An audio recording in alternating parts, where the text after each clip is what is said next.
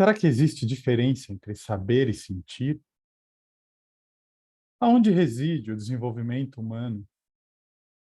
Está nos livros? Está na prática? Está na ação? Está no entender? Na verdade, isso gera muita reflexão e muita briga entre as pessoas que dizem que sabem muito, né? Existem os acadêmicos, existem os profissionais, e muitas vezes eles nem concordam com algumas posturas. Onde está a genialidade? Aonde está o coração? Né? Será que saber é frio? Será que saber e ser técnico libera espaço para a criatividade? Será que há diferença entre saber e sentir? Esse aqui é o nosso tema principal desse nosso encontro, do nosso Chá com Prosa. Aqui, esse encontro semanal que nós temos, eu tenho o prazer de estar sempre com o Sussumo, com a Vivian, e muitas vezes com convidados. Então, se você está aqui no Spotify ou, né, ouvindo o nosso podcast, põe aí a estrelinha, se você achar que fizer sentido, curta, siga o nosso canal, assina o sininho para que você possa sempre receber. E vamos entrar nesse bate-papo. Ah, uma coisa muito importante, comente, porque talvez você nem concorde com a gente. E aí, pessoal? Entre o saber e o sentir, há diferença? Eu acho muito interessante, né, quando a gente começou a pensar sobre esse tema, que eu acho que muitas vezes a gente está tão distanciado do que a gente sente de fato que a gente se confunde, né? A gente acha que o que a gente sabe, ou o que a gente pensa, o que a gente foi aprendendo ao longo da vida é o certo, enfim, a gente não se dá essa permissão de observar se aquilo ainda faz sentido, se eu sinto aquilo mesmo que eu falo, se eu sinto aquilo que eu sei, né? E muitas vezes parece que é a mesma coisa, né? Mas a vida tem a impressão de que quando a gente não dá atenção para isso, é como se a vida fosse ficando esvaziada, assim, né? A pessoa vai seguindo atrás de coisas que fazem sentido, que ela sabe, mas aquilo às vezes não traz satisfação para a vida dela, né? Ou não traz um propósito verdadeiro, assim. É como se ela não soubesse muito para que lado que está indo, né? Acho que essas duas coisas são super importantes e eu acho que elas podem caminhar juntas. Mas para mim o melhor dos mundos assim é quando esse sentir caminha junto com o saber, né? Porque eu acho que ele ajuda a construir o saber assim. Porque como a gente vai mudando, né, a cada momento, as nossas preferências, as nossas experiências de vida, elas também direcionam o que eu penso sobre o mundo, né? Sobre a vida. Eu acho que o saber ele está intimamente relacionado a esse sentir, assim, ou pelo menos, na minha opinião, deveria estar, né? E muitas vezes eu acho que está distanciado, assim. Então, essa é uma opinião inicial que eu tenho sobre esse tema, assim, que eu queria ouvir de vocês também, né? Vivian, você colocou o sentir caminhando junto com o saber. É interessante isso, porque, para mim, o saber deveria caminhar junto com o sentir. É, eu E falei disso indistintamente. Não, mas refletindo aqui, eu até acho que tem caminhos realmente separados. Às vezes a pessoa ela tem intuitivamente um sentir e vai atrás de um conhecimento talvez mais técnico, né? Algumas pessoas nascem com algumas habilidades, né? Tem gente que é matemático por natureza, que é músico por natureza, e de repente pega um caminho acadêmico para a tecnicidade.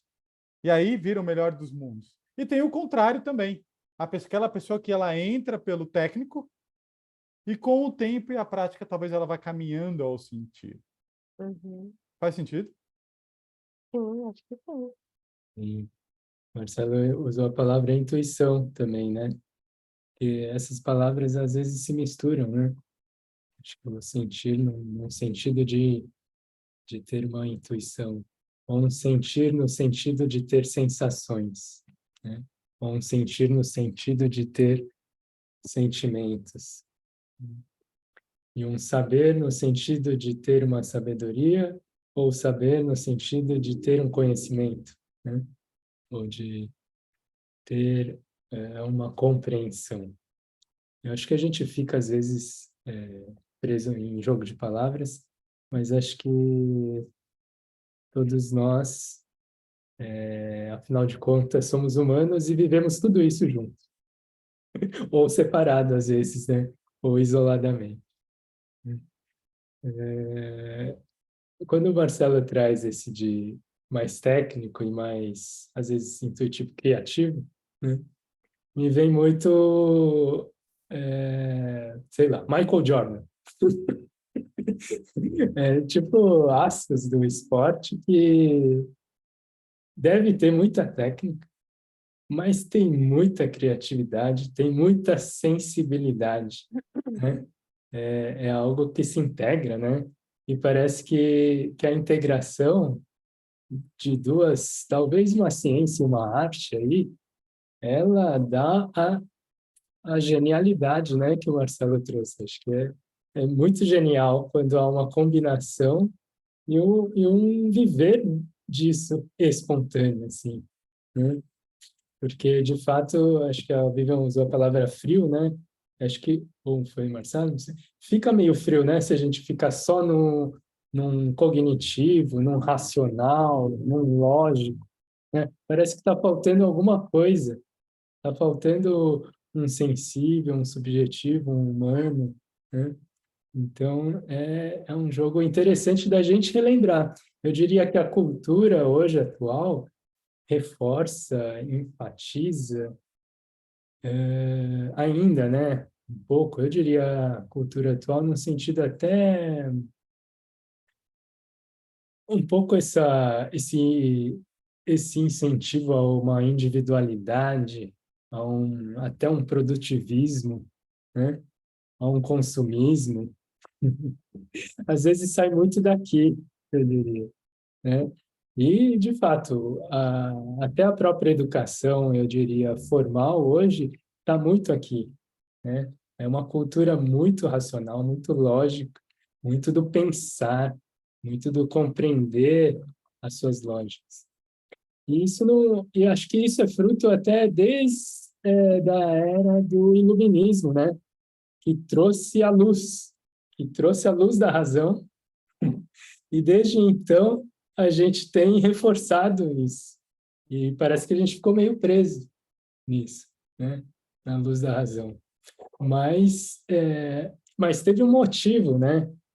Talvez naquela época, de ter essa tendência ou esse valor maior, né? Então a gente saiu meio que da era medieval, de uma hipervalorização até de um sentido não lógico, né? Para chegar no iluminismo e chegar num reforço exagerado, talvez, dessa razão, né?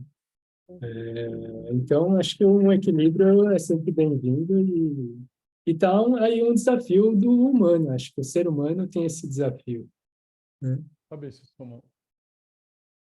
toda vez que eu penso nesse tema, você lembrou do Jordan, né? Eu lembro do Gaudí. Gaudí, aquele super arquiteto espanhol que fez a Sagrada Família, o Parque Güell, né? Então, quem não conhece, eu recomendo colocar aí no Google, porque é algo espetacular. A organicidade Barcelona. da criação dele. E você falou do Jordan, por exemplo, né? Uma coisa interessante do Jordan é que ele era o primeiro a chegar nos treinos e o último a sair, né? Um nível muito grande de treino técnico. E aí, a hora que você estava falando, sabe, se eu já vou tocar no Gaudí de novo, mas a hora que você estava falando, eu lembrei de um livro que eu li quando eu tinha uns 20 anos, chamado Tal do Esporte. É um livro incrível. Eu comprei esse livro num sebo, sabe aquelas coisas, aqueles achados. Você tá lá, eu lembro que eu paguei R$ 5, uma coisa assim, né? Nossa, eu adorava esse livro. Pra você ter uma ideia, eu li tanto esse livro que ele desmanchou. E eu emprestei tanto ele que ele desmanchou, literalmente desmanchou, assim. Já não era novo, né? Porque já era de segunda mão. Mas eu gostei muito desse livro. Tem uma capa vermelha, super bonita. E foi escrito por um conhecedor do tal e um corredor. E lá eles falam assim: treinem para que o seu corpo como que é? Para que o seu corpo pense e a sua mente dance. E eu achei isso espetacular, né? Inclusive, eu sempre gostei de Acho que fazer você pode atividade... repetir, Marcelo. Vou repetir, eu vou repetir.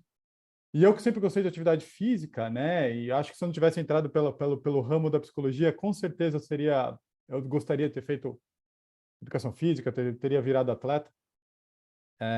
Gosto até hoje. Mas nessa época que a atividade física era algo muito presente, eu vivia com isso quase como um mantra. Corpo que pensa, mente que dança. Como um incentivo para a técnica. Para treinar, treinar, treinar, treinar, treinar, treinar, treinar. Porque quando eu domino a técnica, é mais fácil eu abrir espaço para o meu coração.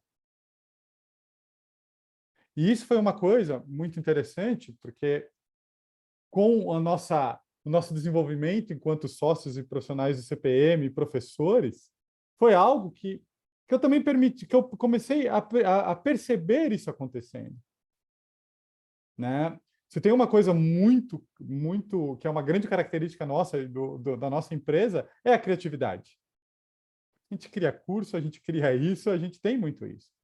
Mas porque a gente tem uma base muito boa.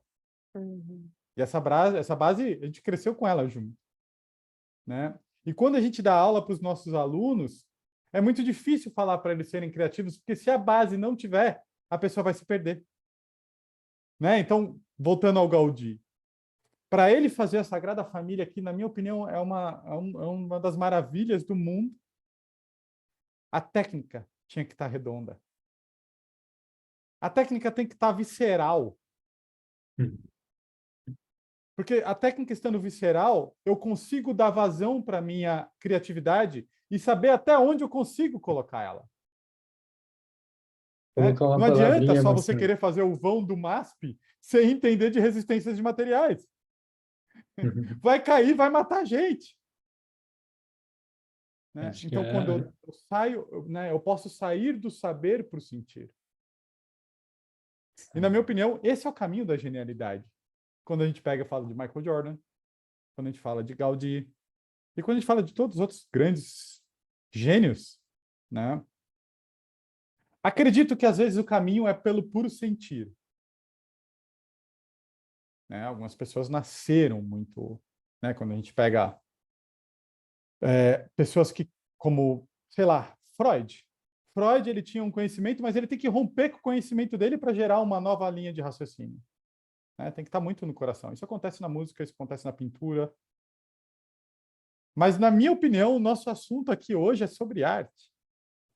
E, na minha opinião, todo ser humano, independente do que ele faça, mesmo que ele seja pintor, professor, lixeiro ou qualquer outra coisa, tem que se fazer arte. Né?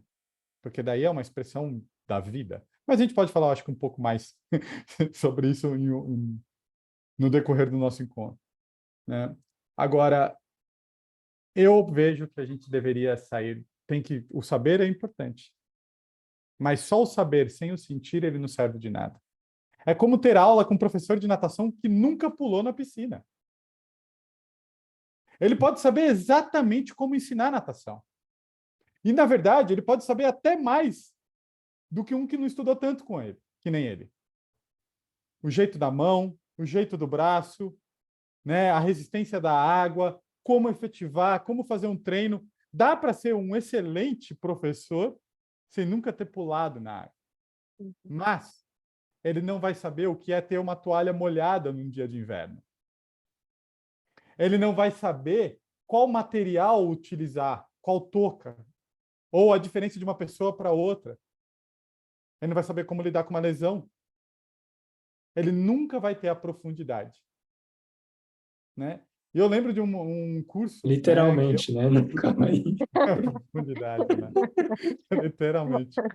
E aqui eu lembrei até de uma coisa que eu e a Vivian, uma vez a gente trouxe num curso no Congresso Internacional de Mindfulness sobre a maçã. Lembra, Vivian? Não lembro. Você lembra que a gente falou? A gente estava falando sobre o inquiry, né? E que é essa habilidade de discutir um pouco depois as práticas de mindfulness, enfim, que é uma descoberta guiada por meio da experiência, né? E aí a primeira pergunta que a gente fez para as pessoas na sala foi pedindo para elas nos descreverem uma maçã. O que era uma maçã, né? E as pessoas estavam esperando um curso de Inquiry, né? E, enfim, fica todo mundo olhando e começaram a descrever, né? Mas para a gente falar um pouco dessa importância da experiência, né? De como que a pessoa poderia nos descrever o máximo que ela soubesse de uma maçã. Se talvez a gente nunca tivesse comido uma maçã, ou a pessoa nunca tivesse comido, a gente ia sempre estar comparando essa experiência com base naquilo que a gente sabe já previamente, né? E não ia conseguir entender e nos conectar com o que a outra pessoa está falando, né? Eu acho que um bom exemplo disso é o filme do Coringa, né? A gente vê isso, é muito interessante aquele filme, né? Quando ele tenta reproduzir o que as outras pessoas fazem,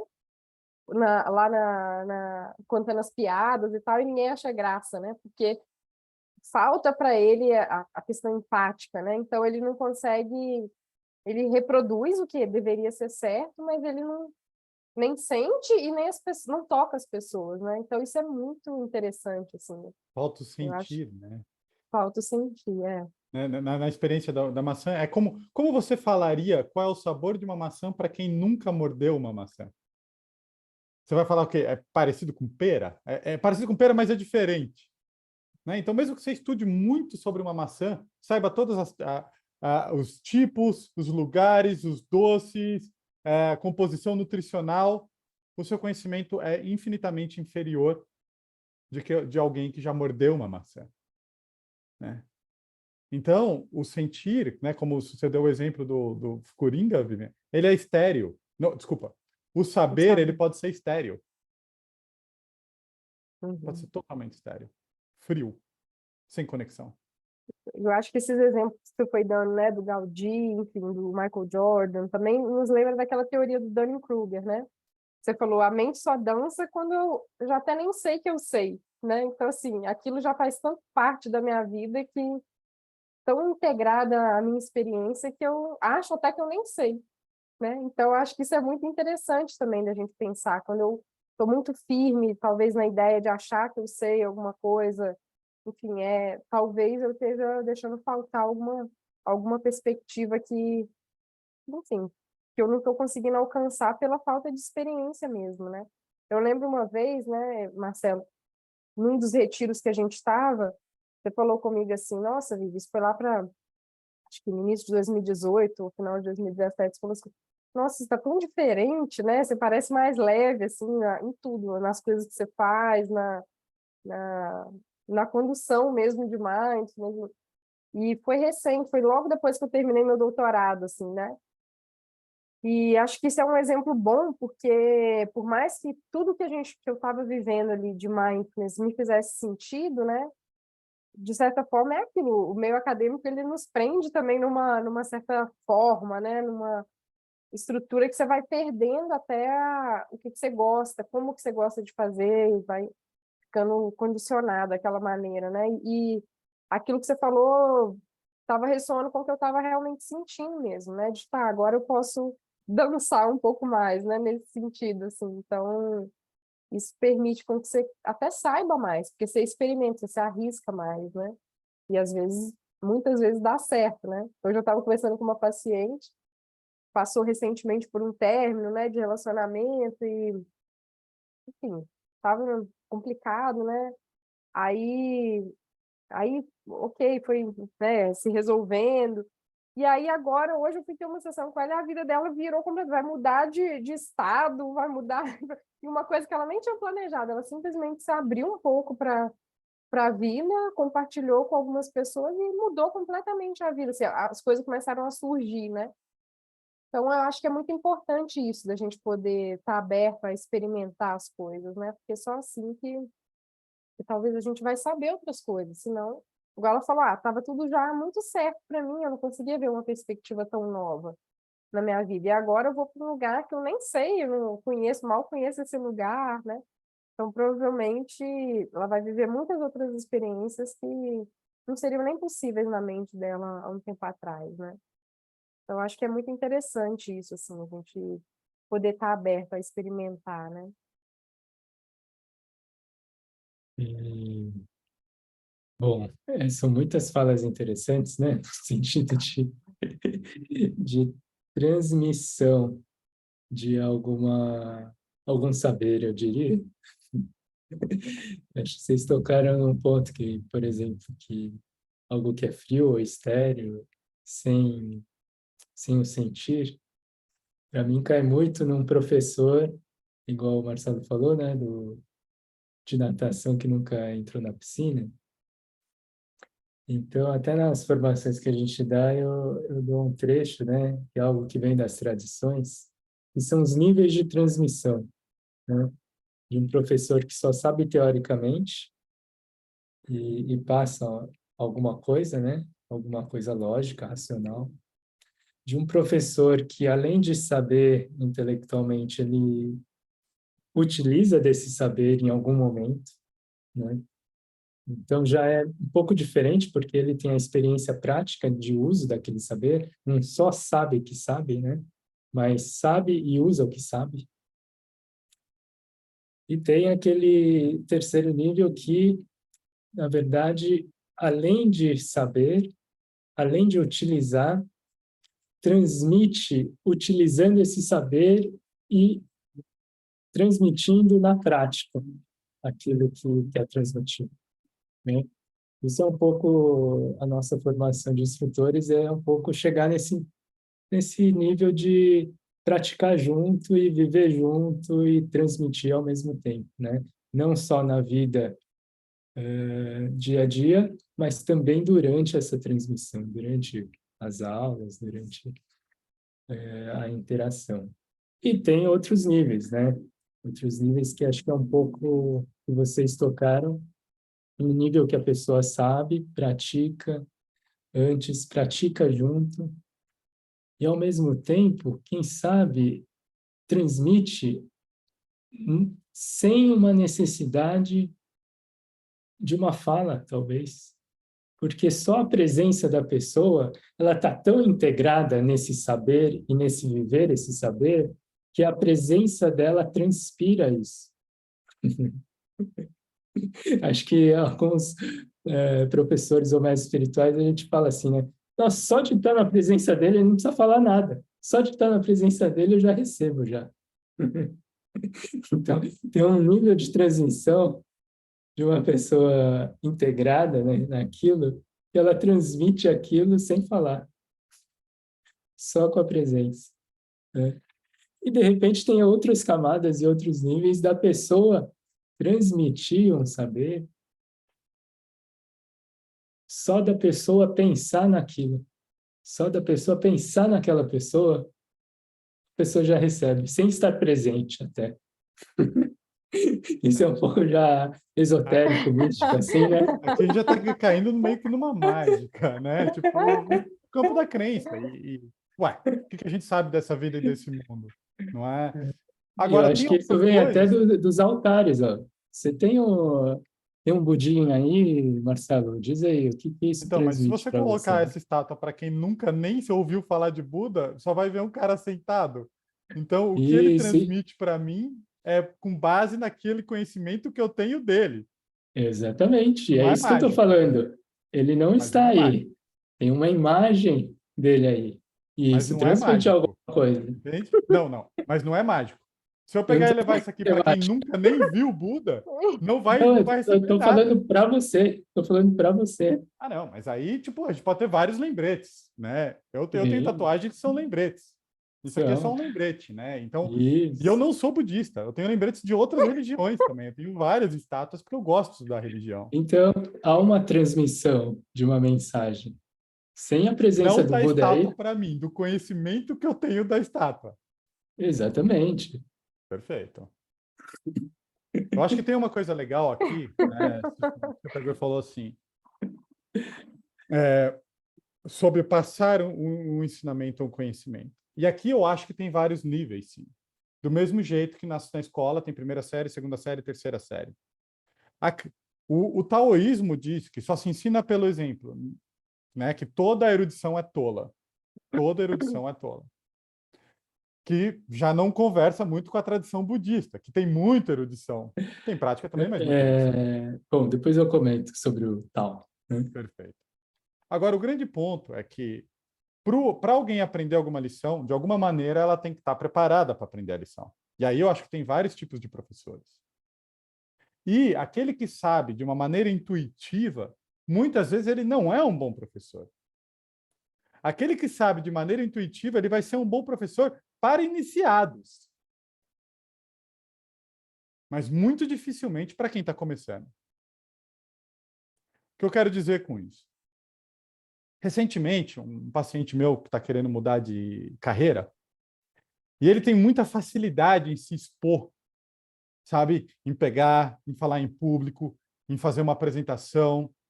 E ele pratica uma arte marcial, então ele vai para os campeonatos, não fica nervoso, nada, né? E hoje ele está vendo que essa facilidade que ele tem de ir para campeonatos ou coisas que envolvem essa competição, e ele está bem. E aí ele me mandou um áudio falando assim, Marcelo, existe mercado para esse tipo de treinamento? Porque eu vejo muitas pessoas têm medo de chegar num campeonato, tem medo de ir, né? Eu, né, como eu já falei hoje, eu sempre gostei muito de atividade física, participei de muitos campeonatos e tinham pessoas que eram excelentes na academia e quando chegava na hora de uma competição, zerava pela parte psicológica, né? E aí ele pegou e falou, tem campo para isso, Marcelo? Porque eu faço isso tão tranquilamente que eu acho que eu poderia ensinar as pessoas. E eu respondi ele falando assim, olha, sempre tem campo para treinamento, sempre tem pessoas que querem se desenvolver e aprender. O problema é que se você não tem a dificuldade e nunca teve, como que você vai ensinar quem tem dificuldade? Como, se eu não tenho medo, como que eu vou? É como ter medo de... Se eu não tenho medo de barata ou de altura, para mim todo mundo que tem medo de altura é tolo. Não, é só barata. Você entende? Se não houver a ponte do entendimento da dificuldade, esse é o problema. Muitas vezes com uma genialidade ou com quem tem habilidades natas. Ele não consegue entender a dificuldade de alguém. Sabe? É só andar, ó. É só fazer essa conta. Ó, pega o violão e faz assim. Né? E geralmente, na minha opinião, os melhores professores são aqueles que saem, ou pelo menos não está errado falar os melhores professores. Porque para iniciados, professores com essa genialidade vai ser incrível. Mas para a grande massa que está tentando trilhar esse caminho, aquele professor que passou pela dificuldade, ele vai ser o melhor professor. Porque ele vai entender com mais profundidade. Aquela pessoa que já teve medo de ir para uma competição e hoje não tem mais, ele vai ser muito melhor do que aquele que nunca teve. Aquele que teve que criar estratégias de entendimento e etc. É um saber e sentir relacional, né? Por que Buda é considerado um bom professor? Né? Porque, segundo se conta, ele falava a mesma coisa de formas diferentes a depender de quem ele está falando, com quem ele está falando, né? Então, é um saber e sentir muito relacional, sim. Que precisa de sentir o outro, não pode ser baseado só no meu conhecimento. Buda Sim. só poderia fazer, né? O termo, acho que em Pali é upaya, teaching skillful, uma coisa assim, né? Tipo, habilidade de ensino. Né? Só que daí eu preciso saber aonde está o nível de consciência do meu aluno. Né? E eu, na verdade, eu trouxe isso pelo ensinar, pela presença. Nem sempre vai ser para todo mundo. Isso acrescenta e complementa o que eu falei de níveis de transmissão, né? Um não descarta o outro. Sim, concordo. Mas era só uma lembrança, né? Do saber e do sentir. Eu acho que daí, nesse campo eu diria, da educação, de treinamentos, eu acho que fica mais explícito, né? Quando alguém sabe, alguém sente. E tudo que vocês falaram também, vem muito a palavra que a gente usa, né? Nos nossos treinamentos, que é embodiment, né? Quando o Marcelo fala de um saber visceral, né? Que a pessoa sabe nas vísceras, ou quando eu ia falar assim, sabe e nem sabe que sabe, assim, tá lá, né? É um embodiment, sim, né? Disso, devido à experiência vivida, a corporificar, incorporar aquele saber. E daí tem, de fato, esses níveis de expertise, né? De experiência. Às vezes a gente sabe e precisa relembrar, ou seja, ter um conhecimento mais consciente. Às vezes não, pode ser espontâneo e o saber já é quase inconsciente, já está lá, se respira isso, né? De fato. Então, mas teve essa coisa aí que você falou, né, Marcelo, do seu paciente, né? Ah, se você nunca teve medo, como é que você vai ensinar isso, né? Então, assim, você não acha que pode ser um pouco controverso isso? Porque então eu tenho que tudo eu tenho que ter vivido todas as experiências para poder ajudar alguém. A gente na clínica tá ferrado, então, né? Porque assim, se eu fosse ter vivido tudo que meus pacientes já viveram, e aí eu acho que tem uma coisa assim, né? Eu acho que tem dois tipos de empatia, né? Talvez eu não tenha tido medo, sei lá, de ir para um Eu até campeonato, escrevi empatia aqui na hora que você estava falando, sabe? Eu mas eu escrevi sei o empatia. que é medo, né? Então, assim, Exatamente.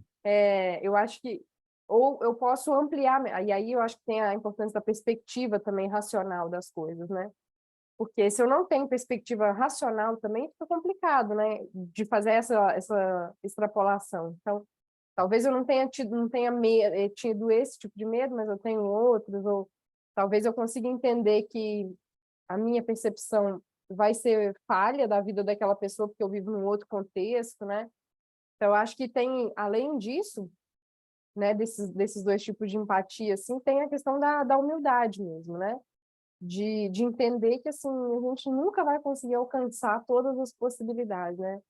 Eu acho que isso é bem interessante também E para... isso já é uma abertura, né, Vivian? Eu acho que o que responde esse que você trouxe é realmente eu não preciso passar por tudo, Uhum, mas eu posso me conectar até com a minha própria ignorância. Olha, eu nunca, por exemplo, eu nunca tive animais assim quando eu era pequeno. Eu não tive animais de criança, sabe? Cachorro, gato. uhum, Então eu só consigo entender o amor de uma pessoa pelo seu cão em cima dessa habilidade empática. Eu sei o peso, eu tenho informação. Eu sei que quando alguém pede um cachorro ou um animal de estimação, o luto ele é igual a alguém perder uma pessoa, sabe? E aí eu me conecto por esse caminho, pelo caminho da dor que eu sei que é dor. Agora eu não consigo ter essa precisão, mas eu me considero apto para ajudar porque eu sei lidar com o luto, uhum, né? Agora eu não consigo ter visceral. Agora, eu, por uhum, exemplo, eu já tive transtorno de ansiedade. Quando um paciente ele relata o que é uma crise, ressoa total em mim. Eu sei o tamanho do pânico que é. E é incrível que eu costumo falar para as pessoas assim: se você quer saber como é, mais ou menos, ter uma crise de pânico, imagina alguém apontar uma arma para a cabeça do seu filho. Não é para a sua. Se for para a sua, o nível de pânico é menor do que se for para o seu filho. Isso é uma crise de pânico, né? Então, não é à toa que grandes mestres, como a gente estava falando, utilizam tanto metáfora, parábolas, histórias para abrir o canal de conhecimento, né? Então, eu não Acho acho que que a gente tem que viver tudo, mas entender a dificuldade ela é extremamente primordial. eu sinto que esse exemplo, né, acho que traz a força do quanto é importante viver e a gente se permitir viver, né? Porque isso faz completa diferença no nosso saber. O sentir faz completa diferença em nosso saber viver a vida, eu diria. Mas eu concordo com os dois, né? Assim, a gente nunca vai viver tudo, mas quando a gente vive uma coisa, a gente fala sobre essa coisa de um outro lugar, né? Então, até eu sinto, assim, até nesse mundo mais digital, e nessas gerações, né, parece que a gente pode oferecer qualquer serviço ao mundo que vai ter campo. E o melhor serviço que eu posso oferecer é relacionado com aquilo que eu já vivi, porque eu vou falar de outro lugar, eu vou prestar esse serviço de um outro lugar, é de um saber e sentir vividos, né? Então tem muita força viver, né? E eu acho que o viver aqui, Susumu, a gente encontra todas as expressões do viver nos sentimentos. Porque independente do que você vive, é uma resposta emocional. Sempre. Né? Ou de paz, ou de alegria, de regozijo, ou de tristeza, ou de dor. Então, quando eu vivo a vida de fato, eu entro e vivo tudo que é sentir. Nesse ponto, eu não preciso viver todas as experiências da vida, porque eu me encontro com você no sentir. E para mim, é aqui que está a relação a relação interpessoal entre as pessoas não é por aqui. Né? A ponte entre uma pessoa e outra é o sentir, é o coração. Se tivesse uma ponte, seria daqui para cá, sabe? E não daqui para cá. E como a gente estava falando de saber, sentir, e a gente caiu no ramo genialidade, o que é criação genial se não um sentir? Senão, ou melhor, se não a concretização de um sentir? Vamos pegar a arte. Qualquer tipo de expressão artística. Toda expressão artística é sobre arte, é sobre sentir. Quando a gente olha essa samambaia, quando a gente olha esse Buda, quando a gente olha essa pintura da parede, quando a gente olha esse berço da Vivian, quando a gente olha, sempre é sentir. E, claro, muitas vezes a gente não percebe, mas se você olha um dia chuvoso, um dia nublado, um dia ensolarado, e o ser humano, quando ele chega, quando ele concretiza o seu sentir, através do saber, ele chega muito próximo da criação divina. E aqui, para mim, você encontra isso em quadros, em dança, em música, mas em teses de doutorado, você encontra, sabe, porque cria, vira uma força da natureza. Então, quando a gente traz o saber, o sentir e concretiza essa ação, vira uma força da natureza. E aí não importa qual é a sua profissão. Não importa onde você está inserido. Né? Vira uma força. Como eu adoro, uma vez eu ouvi um cara falando do Tim Maia e falando assim: o Tim Maia era uma força da natureza. Eu acho que é esse o ponto. Eu acho que, no fundo, tudo se resume um pouco ao autoconhecimento de novo, né? Porque tem dois sentidos importantes, né? Por exemplo, isso de sentir. Às vezes a gente não tem nem consciência do que o nosso corpo está sentindo e se aquilo está fazendo bem ou mal para a gente, enfim, se eu estou com fome, se eu estou com sede, né? Como é que eu estou reagindo às minhas experiências internas ou como o mundo está me afetando também, né? Eu não consigo ter esse tipo de sensibilidade, assim. Então, acho que fica muito difícil também esse sentir, né? E esse saber sem esse cultivo de entender como é que seu corpo está reagindo às coisas que você vive. Porque senão você pode passar por várias experiências, mas tem esse tipo de sensibilidade, eu acho que é esvaziado de sentido também, né? Assim, aquilo não vai significar nada para você, vai ser só mais uma experiência que você não está atento a ela, né? Então é meio que como ser levado pela vida, assim. Então, você lembra, Marcelo, quando a gente foi fazer aquele curso lá do Paul Gilbert, lá na Argentina, a gente foi ver aquele show de tango lá, e a gente ficou com aquela impressão de que, tipo, não tinha conexão, era alguma coisa estranha, assim.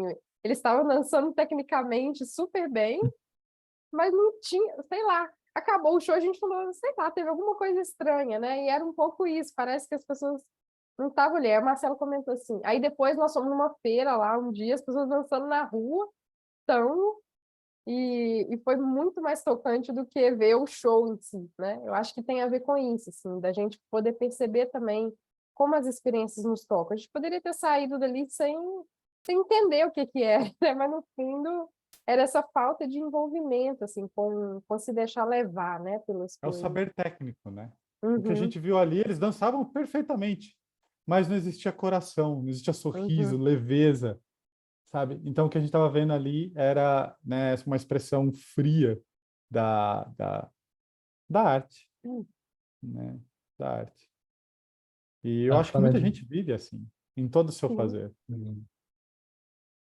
Bom, a fala de vocês me trouxe, vou puxar a sardinha aqui, né?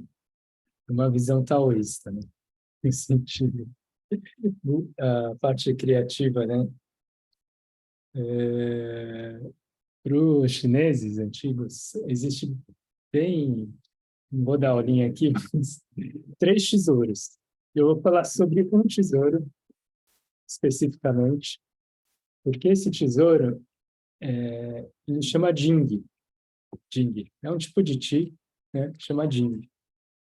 E se a gente pegar o ideograma Jing, ele tem um radical que é um grão de arroz, de um lado.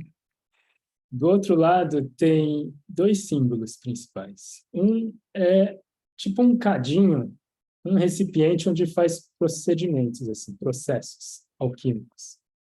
E em cima desse cadinho com processos alquímicos, em cima tem um símbolo de terra e tem um brotinho em cima da terra. O que isso tudo tem a ver com o que vocês estão falando?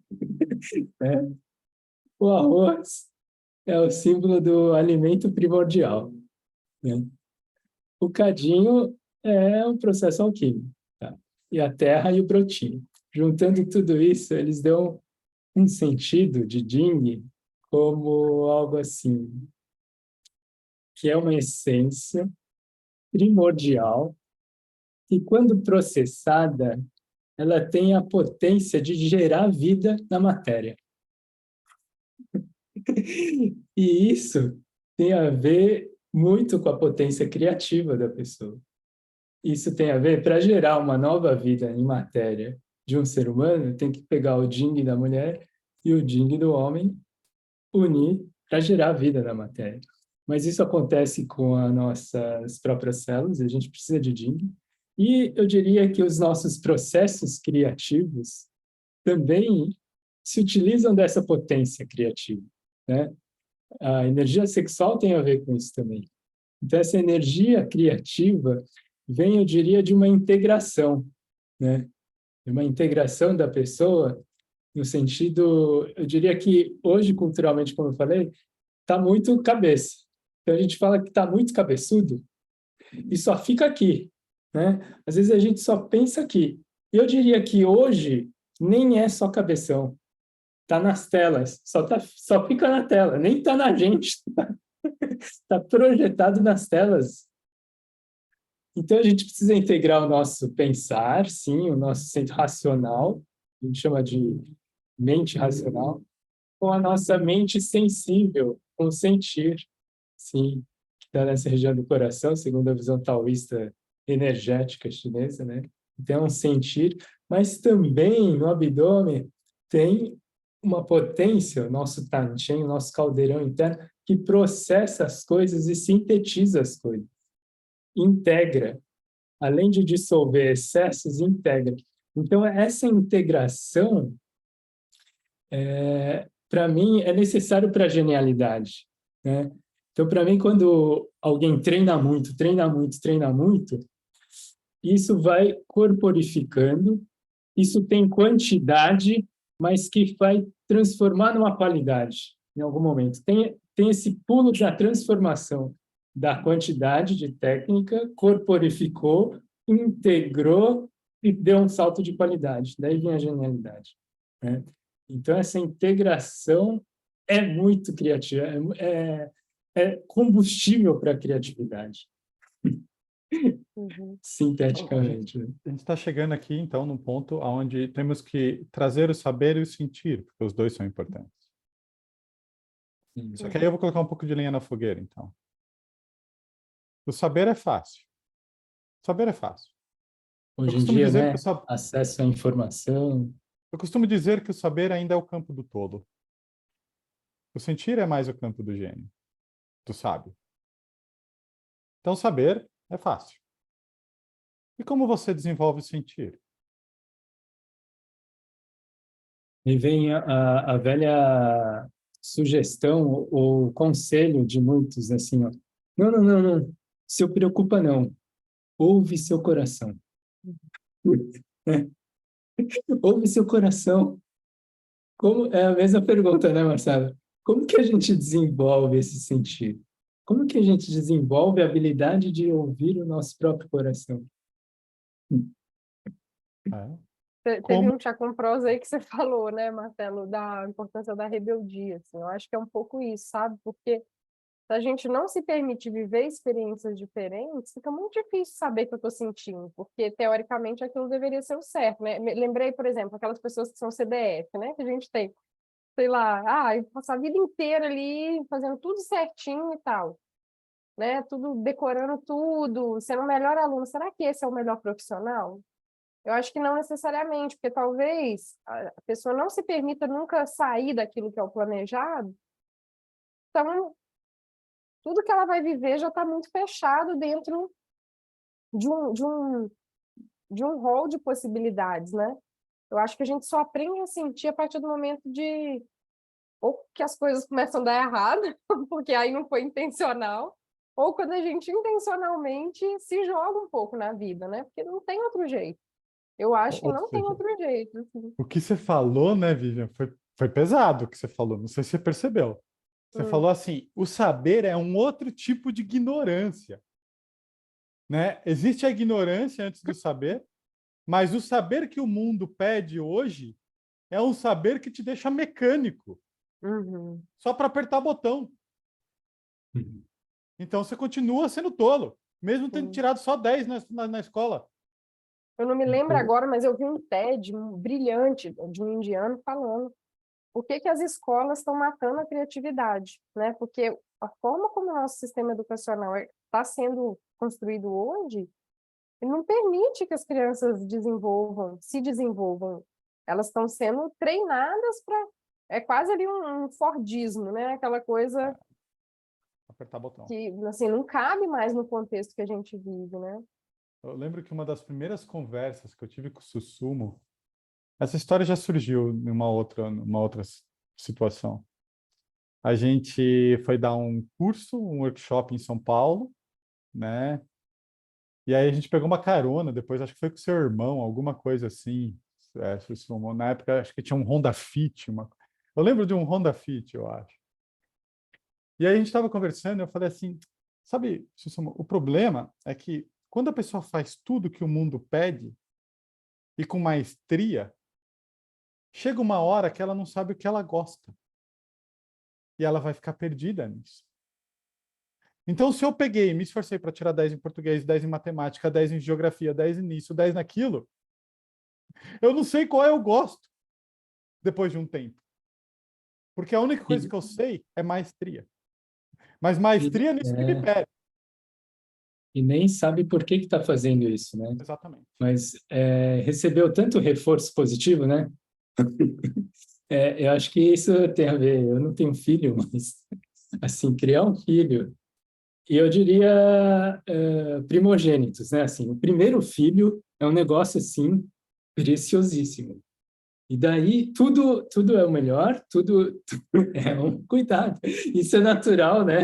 De nós pais querer o melhor do mundo para o nosso filho. E esse primeiro filho. E daí, reforços positivos, assim, tem que tirar isso, tem que tirar nota boa, e tem que ir bom. E ele fica sendo bom mesmo, ele é ótimo em É tudo. por isso que eu apanhei tanto, cara. Você Sabe, é tipo, primogênito, né? sabe, tipo, não, eu apanhei porque eu não fazia o que minha mãe queria. Sabe, que era tirar 10 em tudo. Você entende? Mas sabe que isso Mas, cabe na religião também, né, Sussama? Uma vez eu vi um mestre indiano falando que se você age do jeito que você age, porque está escrito num livro sagrado, você é só um animal adestrado. Se você não compreende o porquê agir, você é um animal adestrado. é uma submissão a um dogma, né? Mandaram você, você faz e nem sabe o que está Mas você Acho que o fazendo. sabe que nosso às vezes próximo isso chá com nem é tão prosa pode ser assim. consciente, viu, pessoal? Acho que tem que Não, não falar, que senão é. daqui a pouco a gente leva cacetada aqui, É. porque Não, às vezes infelizmente não é tem uma consciente. necessidade por um pertencimento até. Eu quero tanto ser amado, sei lá, por meu pai, pela minha mãe, que eu vou fazer o que é importante, né? E isso é uma Não, eu quero ganhar motivação dinheiro, inata, né? Vivi. Não, Né? mas Eu quero assim, ganhar quando dinheiro, quero ter uma criança, por exemplo, promoção. você vai tirar 10, porque isso é importante para o seu pai, para sua mãe, sei lá, assim, é inato, você quer ser pertencente, Não, entendeu? mas o que eu quero dizer é que não é só o pai e a mãe. A sociedade também fala. Sim, busca por recurso, né? O que eu quero dizer é isso, é uma motivação inata. Busca por recurso, pertencimento, tudo isso. Então, sem Projeções, perceber, né? a gente vai A gente é muito condicionado pelas questões Pela contextuais e sociedade, nós somos sociais, né? animais sociais. E Projeções familiares, sociais, amigos, culturais, E pessoais. aqui, A é, gente é por isso que mesmo. eu falo que o gênio sempre tem a rebeldia criativa. Porque ele vai ter que romper. E, infelizmente, muitas pessoas só conseguem romper usando droga. Ou usando agressividade, que aí o dano é Sim. gigantesco. Eu diria que essa rebeldia, além de ser na relação com o externo, né, família, sociedade, é também muito na relação com o interno pessoal, né? Hoje em dia, não sei se é hoje, mas eu me deparo e encontro com pessoas que eu identifico assim um senso de controle e quer controlar a vida inteira, que tem que ser desse jeito, a vida. Então sai um pouco quando a Bíblia fala assim, tem que fazer alguma coisa que não está acostumado. É meio que entrar num campo de sair do controle, de abrir mão do controle, porque assim começa a sentir, né? Porque o controle da vida, de todas as situações, parece que bloqueia eu ter espaço para eu sentir coisas diferentes, porque eu tenho que sentir só seguro, sempre. Eu tenho que ter o controle de todas as coisas, né? Então, essa permissão, como desenvolver o sentido? Acho que um passo seria interessante, reconhecer o quanto eu me privo de algumas situações por querer controlar muitas coisas, né? E o quanto eu posso fazer, de fato, coisas diferentes do que eu estou acostumado. De repente, colocar as mãos no peito e sorrir para o meu coração, simplesmente. E ver o que aparece. Fazer coisas que eu jamais faria, de repente, né? E confiar no que aparece, né? Então, acho que é um campo interessante. Como desenvolver essa integração do saber e sentir, ousando fazer alguma coisa diferente. Acho que é um dos caminhos. Um Sim, dos caminhos possíveis, né? Eu acho que existem outros. Essa ideia do controle, né? Só dar um exemplo aqui, que o Sumo trouxe ali uma questão, mas essa do controle consigo mesmo, um bom exemplo que pelo menos os mineiros vão identificar, e eu não acho que é só em Minas, não, mas talvez em gerações, agora a gente não vê isso tanto mais, né? A pessoa fala assim, não, porque ela tem algum pensamento, não, porque se isso acontecer, se der errado, Deus me livre, bate na madeira. Né? Tipo assim, a pessoa tem um controle até do pensamento, não posso pensar determinada coisa, como se ela tivesse esse poder, né? De tipo assim, o que ela pensa vai ser concretizado, e às vezes ela não se permite nem pensar, né? Então, acho que esse nível de controle da sua própria experiência é algo que te deixa muito, muito paralisado, né? Assim, é tão íntimo o espaço da nossa mente que a gente deveria se permitir pensar qualquer coisa, pelo menos isso, né, gente? No espaço da minha mente, mas a gente não se permite, né? Porque é algo, tem tantos tabus, tantas coisas que a gente não, E daí tem vem que a ter ideia de que se eu penso, eu atraio, né? Como sim, alguns pensamentos causam reações emocionais, a pessoa acaba concretizando isso, né? Esse tipo de coisa. Mas é, é legal desenvolver a habilidade de não se prender aos pensamentos. claro, A com cultura certeza, tão mental acaba sendo obsessivo, né? né? Começa a pensar em... Na verdade, a nossa espécie sempre foi, não é só a cultura mental, né? A nossa espécie ela evolui nessa base, né? Dessa habilidade cognitiva. E aí, um dos melhores exercícios que tem como a gente sabe, a meditação, como a gente já falou. Mas sabe o que eu achei muito interessante, né? Em exercícios de flexibilidade psicológica, por exemplo, eu estava assistindo uma série sul-coreana chamada A Batalha dos 100, que eu achei incrível, assim, é uma coisa sobre é, desafios, é um reality show. E aí eu vi algumas pessoas em exercícios isométricos tendo que segurar, fazer a força, e essas pessoas que trabalham já com o corpo, elas tinham estratégia assim, vou ficar contando. Ou vou fazer só os próximos 2 minutos, mais 2 minutos, mais 2 minutos, que são estratégias, né, de self-talk, de autodiálogo, extremamente eficientes para gerar resistência mental, né? E nesse caso até física. Agora, caindo aqui de novo para a gente, pessoal, o que mais a pessoa pode fazer para ir para o sentido? Além dos Lembrando nossos que programas de mindfulness. tem, né? Por favor, entra lá no site. Porque vocês concordam comigo quando eu digo que muita gente só consegue acessar sua genialidade quando ela rompe com a sociedade? E esse romper com a sociedade, às vezes, deixa Consigo traços... mesmo, né? Não, mas quando eu falo romper com a sociedade, Susumo, às vezes gera danos muito grandes, porque a minha criação... Então, por exemplo, como eu falei aqui várias vezes hoje, eu sempre gostei de esporte. Mas a minha mãe vem de uma criação, e ela falou isso para mim quando eu era adolescente, que esporte é coisa de vagabundo. Hoje ela não pensa assim, A mesma mas é a coisa com a mentalidade que música, ela né? tinha. Hã? Os músicos também sofriam esse preconceito, né, na Exato. geração. Né? Tipo, não Isso, pode, músico é vagabundo, músico não vai. Então, se está no coração da pessoa, para ela romper isso, ou outra coisa. Eu tive uma paciente que não é do ramo artístico, pelo menos acredito que ela faça arte no trabalho dela, mas não desse jeito. E ela se sentindo culpada porque ela dormiu às 2 da tarde.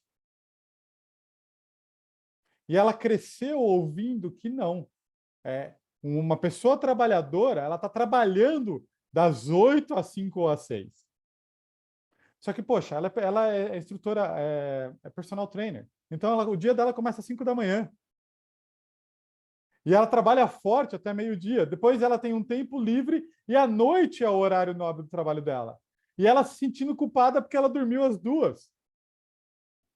Né? Então, às vezes, o que a religião, o que os pais, o que a sociedade pede, muitas vezes impede o que está no meu coração. Então, por exemplo, se Freud quisesse ser benquisto, ele não tinha criado a psicanálise. Se Van Gogh quisesse vender quadro, né, precisasse ganhar dinheiro daquilo, ele não teria sido Van Gogh. E muito, Mas, Marcelo, né? como ir contra essa sociedade se a gente tem essa motivação inata por ser pertencente, né? Por ser querido? Então, É assim, incrível isso. É incrível isso, porque aqui, Vivi, a gente está quase caindo naquilo que muitas tradições religiosas trazem, do não ego ou da grande humildade. ou da Porque quanto... autocompaixão, né? Exatamente. Porque quanto mais eu me identifico, quanto mais eu quero, quanto mais eu preciso, ou melhor, quanto mais em falta eu tô, mais difícil é eu quebrar. Uhum. E é por isso que muitas pessoas no mundo atual utilizam da droga. Porque a droga quebra. Ou a agressividade no nível muito alto. Né? Você vê vários gênios que eram pessoas horríveis. Mas por quê? Para poder... Eu tenho que chutar a porta para colocar a minha voz para fora. Né? Então, são caminhos muito ruins para a genialidade. E como viver esse rompimento, né, com a sociedade, uma sociedade que tem um seu sistema, né? Eu preciso de dinheiro para comer. Não dá para eu viver fazendo poesia só? Será que dá? De repente, né? Mas então tem várias equações aí, né? Eu acho que a primeira Sobre equação é a pirâmide de Maslow, Sussuma. Se as sim, minhas necessidades básicas não estiverem preenchidas, fica muito difícil eu evoluir e me desenvolver como ser humano. sim. E quantas pessoas estão só apagando incêndio, né? Então, mas a questão da Vivian acho que é mais, eu diria, direta, no sentido de como talvez ficar refém de uma luta por pertencimento, né? Como não ficar refém, talvez. Isso, como não ficar. Acho que essa foi um pouco a pergunta dela, né? No fundo, eu sinto que não está fora. Essa resposta está muito dentro, no sentido assim, não há ninguém que não tenha um pai e uma mãe. Eles podem estar ausentes. Você pode não ter conhecido eles. Ou eles podem ter, sei lá, você sente que eles prejudicaram a sua vida. Mas não tem ninguém sem pai e sem mãe. Não existe, né? Esse sentimento que você pertence está dentro de você. É difícil. Às vezes é difícil se relacionar. Mas todos temos pai e mãe, né? Isso pertencendo a uma família de origem, assim. Às vezes a gente tem uma família que a gente concebeu, né? A gente pertence já. E E ampliando já bem amplo, assim, todos estamos nos comunicando aqui, nós pertencemos à família humana, vamos dizer assim. Não há um ser humano que não pertence à família humana.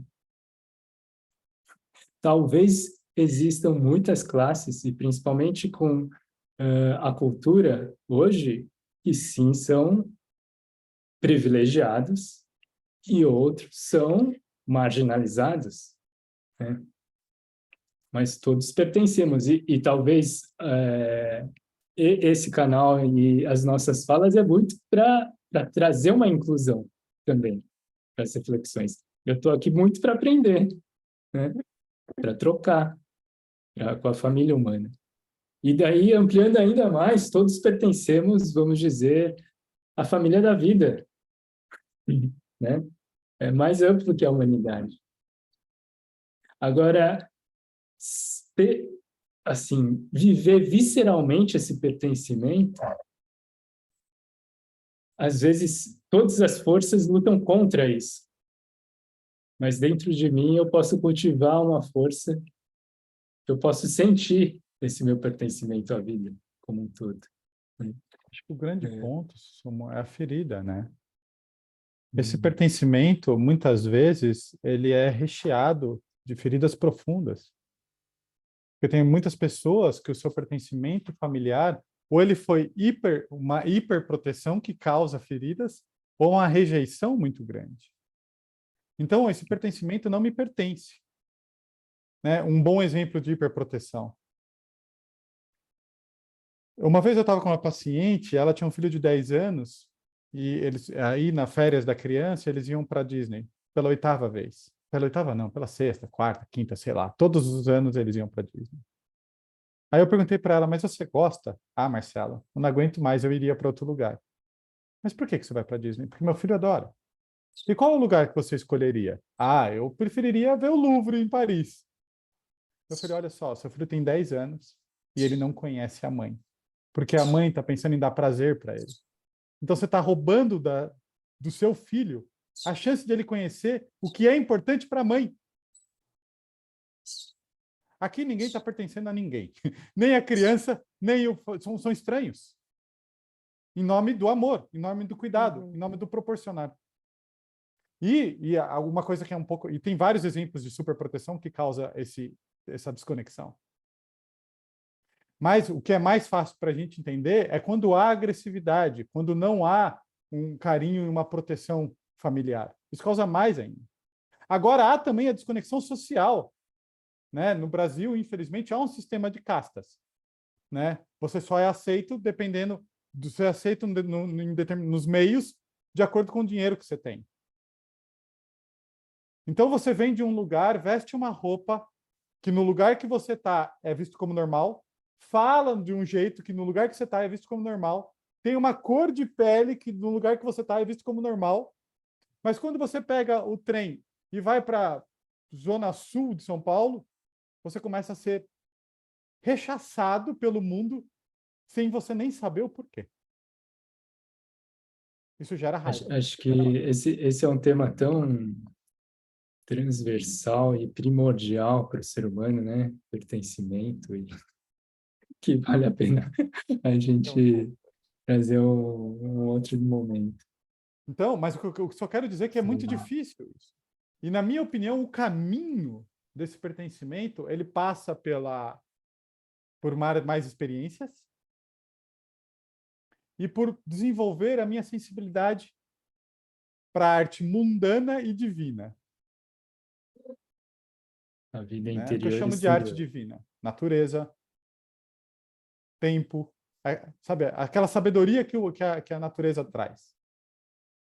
Né? E a presença que a natureza dá. E também a arte divina. Sabe? Tentar ouvir outros tipos de música, ler outros tipos de coisas.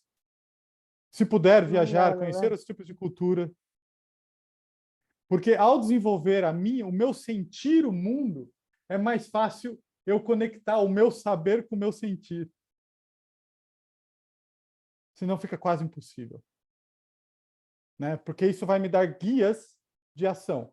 E, de novo, Para mim, todo mundo que trabalha tem uma ação no mundo, não precisa ser o seu trabalho remunerado, aquilo que sustenta a sua família, mas aquilo que você gosta. Todo mundo deveria fazer isso, uma obra de arte. Uma vez eu fui numa loja, quando eu estava na faculdade, fui numa loja de som de carro perguntar quanto custava porque antigamente os carros não vinham, né, com som. O jeito que aquele vendedor falou para mim, bom dia, e me atendeu, para mim é uma expressão artística. Eu nunca mais esqueci. Para mim, isso é fazer arte. Eu lembrei de um borracheiro que eu achei ele assim, o maior artista. É, um pouco isso. E aí, o nosso coração vai estar em casa. Né? Senão a gente até pode ser genial, mas às vezes com uma dor gigantesca. Amy Winehouse é genial, mágica. Mas o preço que ela pagou para colocar a genialidade dela para fora foi alto demais. Bom, minha última mensagem aqui pode ser o quê? Acho que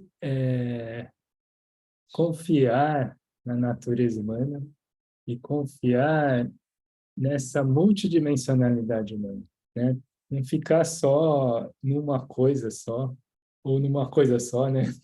É confiar nessa integralidade humana, nessa inteireza, né?